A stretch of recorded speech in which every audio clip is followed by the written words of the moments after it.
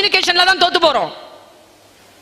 அவன் கேள்வி கேட்கறதுல பிரமாதமா இருக்கிறான். நல்லா தெரிஞ்சுக்கோங்க, புத்திசாலித்தனம் என்பது கேள்வி கேட்பதுதான், பதில் சொல்வதல்ல. அதனால் தான் இவர்கள் கேள்வி கேட்கிறார்கள், நாம் பதில் சொல்லிக் கொண்டிருக்கிறோம். ரிவர்ட் ஆகணும்னா பதில் சொல்லிட்டு வந்து நிக்கணும். பதில் சொல்லிட்டு வந்து நிக்கணும். நான் எவ்வளவு கேள்விக்கு பதில் சொல்லியிருப்பேன். இப்ப வெறும் கேள்வி தானே கேட்கிறேன் டீச்சரா, வேற ஒண்ணும் கிடையாது. கொஸ்டின் பேப்பர் தயார் பண்ணா போதும். 1,20,000 ரூபாய் மாசத்துக்கு. Only questions. கேள்விகள் கேட்பது. ஒரு விஷயத்தை நீ முழுமையாக அந்த வலியை உணர்ந்து அதை படித்து உன்னுடைய நிலையை உயர்த்தி கொண்டால் உன்னுடைய எல்லா எல்லைகளுக்கும் நீ போய் தொடலாம். அந்த சுகிசிவம் சார் சொன்னார், இந்த நாய், ஒரு நாய் இருந்துச்சான். அந்த நாய் வாக்கிங் போச்சான். தகுதி என்னன்னு எனக்கு இந்த குரு சொல்லி கொடுத்தது. நாய் வாக்கிங் போச்சு. நாயா வாக்கிங் போவோம்? நாயை கூட்டிட்டு ஒருத்தர் வாக்கிங் போனாரு. சில பேர் நம்மளை கடுப்பேத்துவான் பார்த்திருக்கீங்களா? நாயை கூட்டிகிட்டே ஒருத்தர் போயிட்டு இருந்தாரா. என்ன சார் நாயோட வாக்கிங்கா? ஏன் எப்படி தெரியுது அப்படின்னு இருக்கா. ஏன் சார் கோவப்படுறீங்க? நான் உங்ககிட்ட கேட்கலையே. திட்டுறாங்கல்ல நம்ம நாயை வச்சு. நாய் பவுன்ட்டு போயிடுச்சு. நான் நாய்கிட்ட தானே கேட்குறேங்கிறாரு அவர். என்ன சார் நாயோட வாக்கிங்கான்னு? லேட்டா சிரிக்கிறீங்க பாரு. ஒரு நாய் வந்து வாக்கிங் போயிருக்கு. ரொம்ப அழகா சொல்வாரு, நான் அது முயற்சிக்கிறேன் சொல்றதுக்கு. அந்த நாய்க்கு, அந்த நாய் மேல இன்னொரு தெரு நாய்க்கு லவ் வந்துருச்சான். சரியா? இது லொல்லுன்னுச்சான், அதுவும் லொல்லுன்னுச்சா. 2 பேரும் கொஞ்ச நேரம் வாத்தியாருக்கு தெரியாம பேசிட்டு இருந்திருக்காங்க. அப்புறமா அது கார்ல கூட்டு போயிட்டார். ஒரு நாள் வெயிட் பண்ணிச்சு. வாக்கிங் தெருவில் வந்த நாய், இந்த வாக்கிங்க்கு வந்த நாயை பார்க்க முடியல. மோப்பம் பிடிச்சி வீட்டுக்கு போயிடுச்சு. பொவ்வுன்னுச்சு பாருங்க. பால்கனில கட்டி போட்டிருந்தாங்க. எட்டி பார்த்தா தெரு நாயி. ஹே, நீ எப்படி இங்க?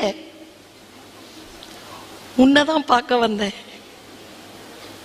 நல்லா இருக்கியா? சூப்பரா இருக்கிறேன். நான் நல்லா இல்லை. ஏன்?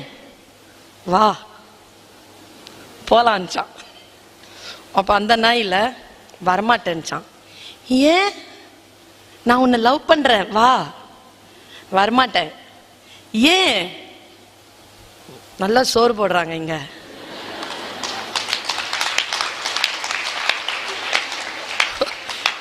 தெரு நாய் சொல்லிச்சா, ஒரே சோறு,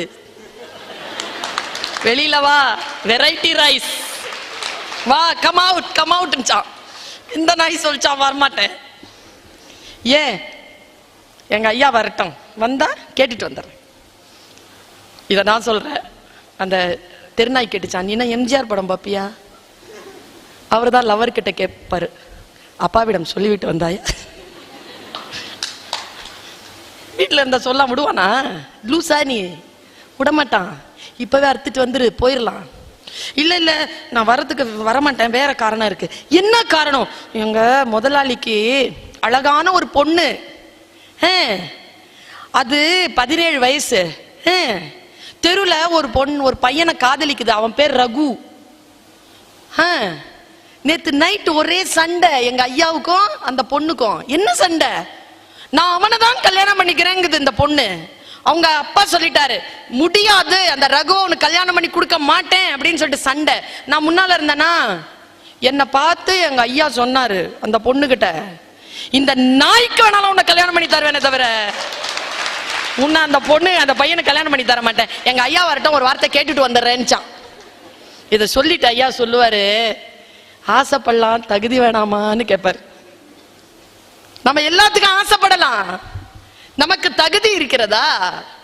அந்த தகுதியை எப்படி வளர்த்துக் கொள்வது? அந்த தகுதியை அடுத்த கட்டத்துக்கு எடுத்து செல்வது எப்படி? ஒரு பேச்சாளராக நான் இருக்கிறேன் என்றால் எனக்கு பல வாய்ப்புகளும் பல மனிதர்களை சந்திப்பதற்காக அந்த பெரும் பேரும் எனக்கு கிடைக்க வேண்டும் என்றால் நான் எதை வளர்த்துக் கொள்ள வேண்டும்? எந்த தகுதியை வளர்த்துக் கொள்ள வேண்டும்? என்ன ஹோம்வொர்க் நான் பண்ணணும்? இது நீங்க பார்த்துட்டு இருக்கிறது டிப் ஆஃப் தி ஐஸ்பர்க். இதுக்கு பின்னால் என்னுடைய உழைப்பு என்ன? லேட்டா வந்த மகேஷ் தம்பி சொல்லுது, தூங்கிட்டங்க. அதே ட்ரெயின்ல தான் நானும் வந்தேன். நான் ஏன் தூங்கல? ஏன் தூங்கலன்னா அதுக்கு முன்னால நான் பேசணும். நான் 11 மணிக்கு போகணும், இப்பவே லேட்டு. நமக்கான கடமைகள் என்று வருகின்ற பொழுது நமக்கான சிரமங்களை நாம் அனுபவித்து தான் ஆக வேண்டும். இன்னைக்கு ரொம்ப சிரமம் என்ன தெரியுமா? உங்களை படி என்று சொல்லுவதற்கு நான் ஒரு ஸ்ட்ராட்டஜி சொல்றேன், மிகப்பெரிய ரகசியத்தை சொல்லுகிறேன். நான் ஒரு மனிதனை, வெற்றியாளனை சந்தித்தேன் மலேசியால. அவன் பெயர் கணேசன். BMW வந்து இறங்கினான். ஒரு LIC ப்ரோக்ராமுக்கு போறேன், நம்லிஃபா. நான் பேசுவதற்கு முன்னால் அந்த இளைஞன் பேசினான். அவருடைய மாஸ்டர் வந்து இறங்கினார். அவர் மெர்சிடிஸ்ல வந்து இறங்கினார். அப்போ மெர்சிடிஸை விட BMW விலை உயர்ந்த கார் அவர் வாங்கியிருக்கார். முதலாளி கிட்ட இருந்து தொழிலாளி அதிகமான கார்ல வந்து இறங்குறான். அவர் ஓல்ட் மாடல் மெர்சிடிஸ் வச்சிருக்காரு, நியூ மாடல் வச்சிருக்கிறாரு, வந்து இறங்கினார். என் வெற்றியின் ரகசியத்தை சொல்லிவிட்டு போகிறேன். 2 வரிகள் தான். அப்படியே சொன்னாரு.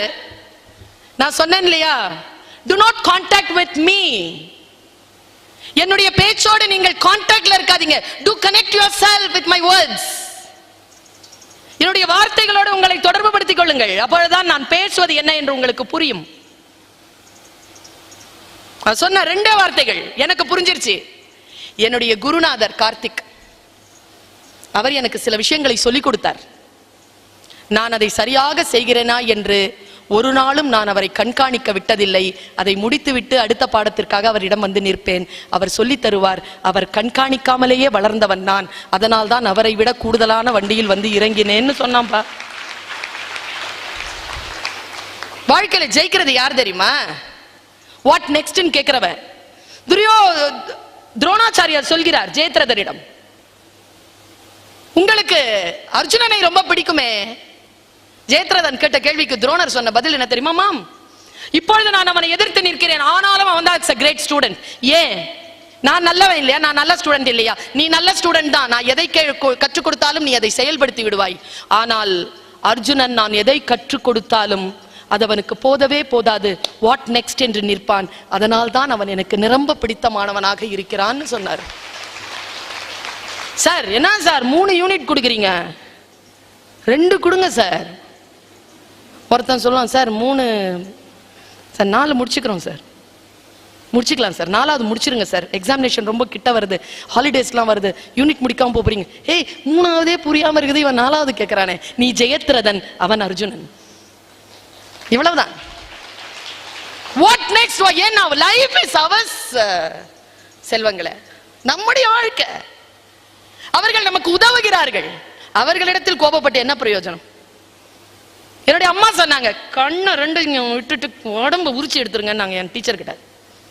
எங்க அம்மாட்ட நான் சண்டை போட்டிருக்கேன். ஏன் பிசாசா பேயா அம்மாவா நீ உடம்பு உரிச்சு எடுக்க சொல்ற, கண்ணை மட்டும் விட சொல்ற, அதையும் நோண்ட சொல்ல வேண்டியதானே? எங்க அம்மா சொன்னாங்க, படிக்கணும்ல,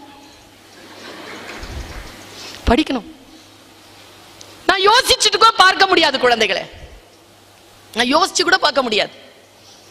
இந்த வளர்ச்சியை நான் யோசித்து கூட பார்க்க முடியாத குடும்ப சூழலில் பிறந்தவள் நான். படிச்சுட்டேன், அவ்வளவுதான். படிக்கிறது புரிஞ்சு போச்சு, அவ்வளவுதான். வாழ்க்கை வசப்பட்டது. படிக்கணும், படிக்கிறத புரிஞ்சுக்கணும், விடவே கூடாது. ஒருத்தர் பேசிக் கொண்டிருக்கிறார், வேறு ஏதோ பேசுகிறார், நான் வேறு ஏதோ புரிந்து கொள்கிறேன்.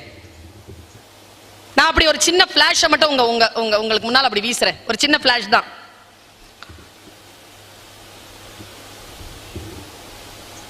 உங்களுக்கு எல்லாம் ஒரு மந்திரம் தெரியுமா? புத்தம் சரணம் கச்சாமி. தெரியுமா? தெரியாது. அடுத்தது இப்பதானே சீன அதிபர் வேற வந்துட்டு போயிருக்கிறாரு, அது நமக்கு தெரியணுமா இல்லையா? புத்தம் சரணம் கச்சாமி, தம்மம் சரணம் கச்சா, சங்கம் சரணம் கச்சாமி, தம்மம் சரணம் கச்சாமி. 3 சொல். பொருள் என்ன தெரியுமா? நான் இதுவரைக்கும் புரிஞ்சுக்கலீங்க. ஒரு பொருள் புரிகின்ற பொழுது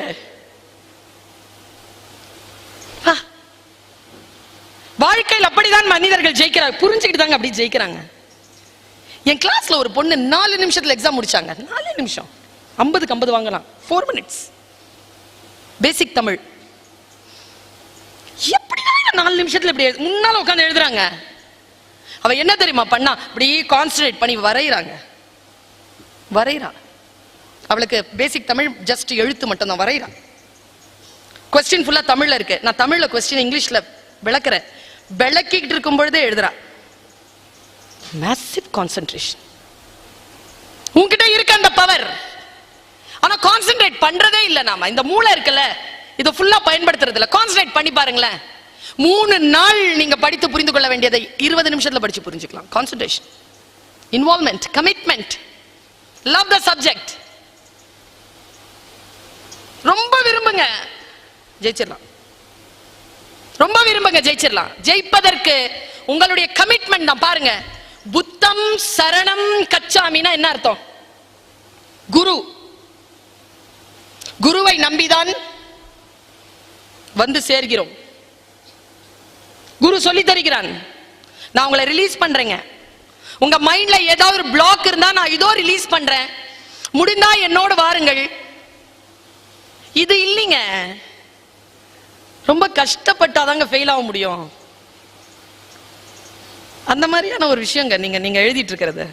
இப்போ எனக்கு அனாட்டமி கொடுங்களேன், எனக்கு சப்ஜெக்ட் புரிஞ்சுக்கிற மொழியில கொடுங்களேன், எனக்கு ஒரு 15 நாள் கொடுங்க, நான் அனாட்டமியில பாஸ் பண்ணிடுவேன். புரிஞ்சுக்கிறது தாங்க நாங்க மெமரி பவர் தானேங்க.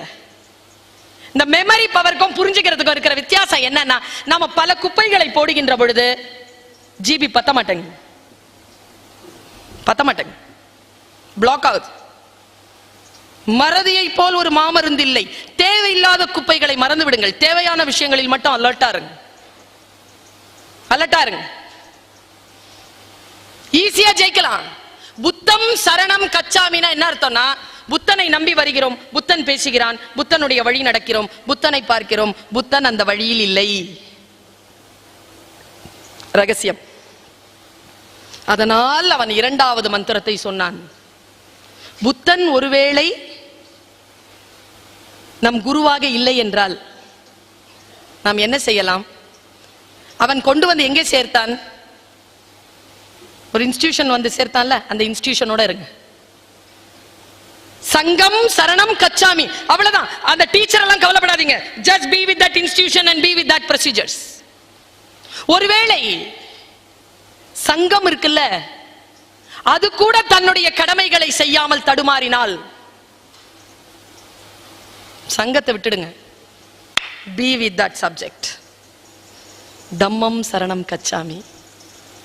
குரு, இன்ஸ்டிடியூஷன், கொள்கை, இவ்வளவுதாங்க. அதை நீங்க உங்க வாழ்க்கையில் அப்ளை பண்ணி பார்த்துக்கோங்க. உங்கள் கொள்கையோடு நீங்கள் நின்றால், மிக முக்கியமா சொல்றேன், நீங்க வந்த உடனே அவர் பேசின உடனே கை தட்டுறீங்க, உற்சாகமா இருக்கிறீங்களே, இது நமக்கு ஒரு நோய். யாரேனும் உற்சாகப்படுத்தினால்தான் நான் உற்சாகப்படுவேன் என்றால் அது ஒரு மனநோய். நான் உற்சாகப்படுறது ஒரு 3 மணி நேரம் 4 மணி நேரம் இருக்கும். ரொம்ப எஃபெக்டிவா பேசினா ஒரு 10 நாள் இருக்கும், அவ்வளவுதான். மறுபடியும் யாராவது வரணும். செல்ஃப் மோட்டிவேஷன் இருக்குல்ல, சுயம்புவா எழுந்து நிக்கிறது இருக்குல்ல, தட் இஸ் மேண்டேட்டரி. நம்மை சாய்க்கிற ஒரு ரகசியத்தை நான் சொல்லிட்டு போறேன். பெண்களுக்கு முக்கியமா, ஆண்களுக்கும். அவங்க நம்மளை விட ரொம்ப fragile psychologically. Physically they are very strong, but psychologically it depends. ரொம்ப ரகசியம். நான் ஒரு சீரியல் பார்த்துட்டு இருந்தேன்ப்பா. நான் சீரியல் பார்க்க மாட்டேன் ஆக்சுவலா. என்ன காரணம் தெரியுமா? ஒரு சீரியலை பார்க்கறதுங்கிறது பக்கத்து வீட்டு ஜன்னலை ஆபாசமா எட்டி பார்க்குற மாதிரி. நம்ம வீட்டில் என்ன நடந்துச்சு அதை லைவா வேற பார்க்குறோம். மனநோயினுடைய உச்சகட்டத்தை அடைந்து கொண்டிருக்கிறோம்னு அர்த்தம். அதுல இருந்தெல்லாம் நம்மளை விலக்கிக்கிட்டோம்னா நல்லா இருக்கலாம். பிரைவசி அப்படிங்கிறது வந்து பிரிட்ஜ் ஆகிட்டே இருக்கு. நான் ஒரு படம் பார்த்தேன், லார்ட் ஆஃப் த ரிங்ஸ். அதுல சௌரோன்னு சொல்லிட்டு ஒரு கண்ணு இருக்கும், அது எல்லாரையும் பார்த்துட்டு இருக்கும். நான் ரொம்ப டிஸ்டர்ப் ஆச்சேன். எனக்கு அந்த படம் பார்த்து ரொம்ப டிஸ்டர்ப் ஆனேன். கண்காணிக்கப்படுவது என்பது பெரிய ஒரு வலிங்க. அது அதை என்ஜாய் பண்ற ஒரு அதிகாரம் இருக்குல்ல, அந்த அதிகாரத்தை பொதுமக்களுடைய மனோநிலையாக மாற்றிக்கொண்டிருக்கக்கூடிய இந்த உளவியல் மீது எனக்கு ஆழ்ந்த வெறுப்பும் கடுமையான விமர்சனமும் உண்டு. நான் சீரியல் பார்க்கறது இல்ல. அன்னைக்கு வந்து எங்க அம்மா ஏதோ உட்கார்ந்துட்டு இருந்தாங்க, அவங்க ஏதோ ஒரு சீரியல் பார்த்தாங்க. அந்த சீரியல் வந்து வடநாட்டு சீரியலுங்க. அது தமிழ்ல அப்படியே சொல்லுவாங்க தெரியுமா? எனக்கு உருது ஹிந்தி எல்லாம் தெரியும், நான் வீட்டுல உருது தான் பேசுவேன். ஆஜாவ் பேட்டா கானா லகாதியா அப்படின்னா என்ன அர்த்தம்னா, வா லகாதியான்னா தடவுறது லகாதியானா. ஆனா அது வந்து அந்த அந்த மொழியில டேபிள்ல சாப்பாடு வச்சிருக்குங்கிறத கானா லகாதியான்னு சொல்லுவாங்க. அது அந்த முறை, அந்த மரபு. அது அப்படியே தமிழ்ல சொன்னா எப்படி இருக்கும்? டேபிளில் சாப்பாடு தடவி வைக்கப்பட்டிருக்கிறது, வாருங்கள். அப்படி அப்படி மொழிபெயர்ப்பு போயிட்டு இருக்கு அந்த ஏதோ ஒரு சேனல். எங்க அம்மா பாக்குறது எதுக்குன்னு எனக்கு தெரியும், அந்த மேக்கப்புக்காக பாக்குறாங்க. எங்க அம்மா பயங்கர மேக்கப் போட்டுட்டு இருப்பாங்க. அவங்க இந்த மேக்கப் இருக்குல்ல, கடவுளே.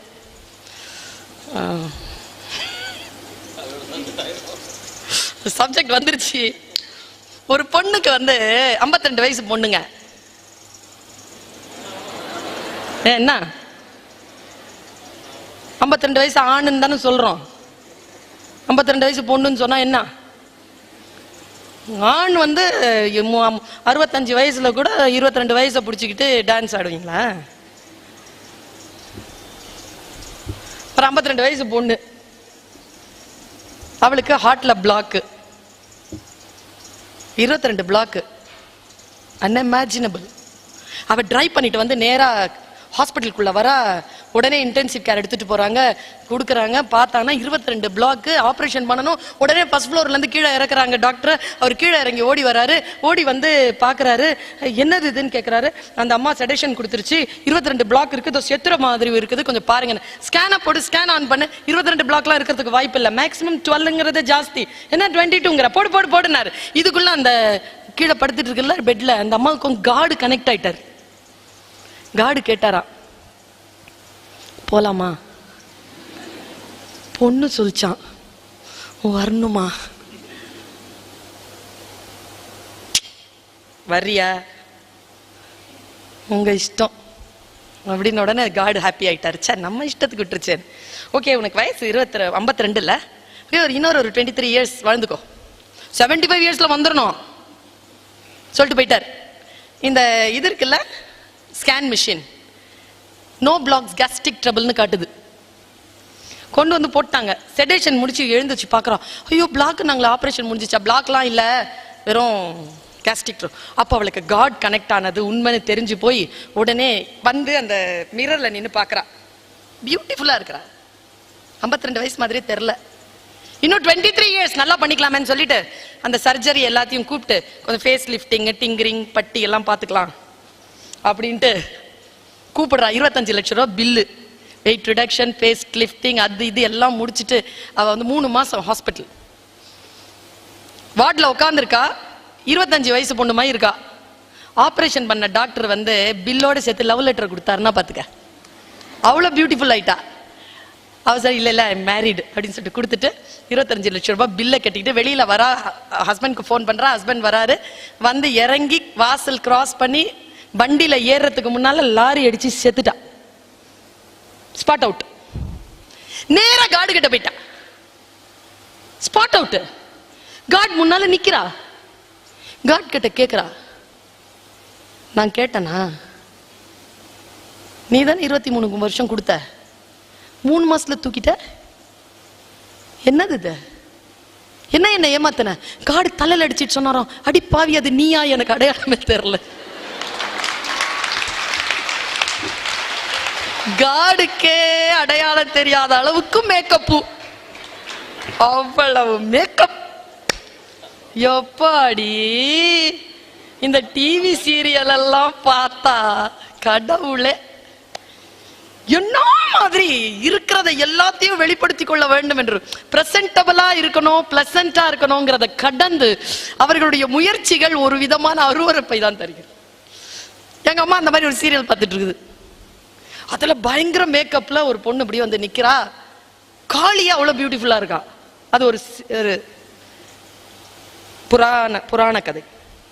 உங்களுக்கு பிடிக்கும், நான் சொல்றது மனசுல வாங்கி வச்சுக்கோங்க.